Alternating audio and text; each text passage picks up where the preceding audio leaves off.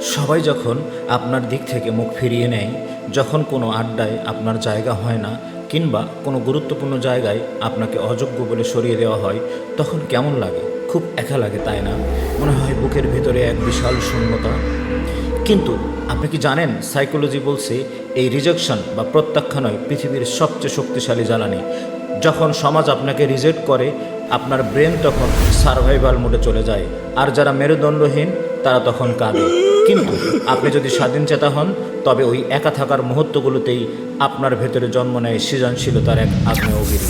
যখন বাইরের দরজাগুলো বন্ধ হয়ে যায়, ঠিক তখনই আপনার ভেতরের অসীম দরজাটা খুলে যায়।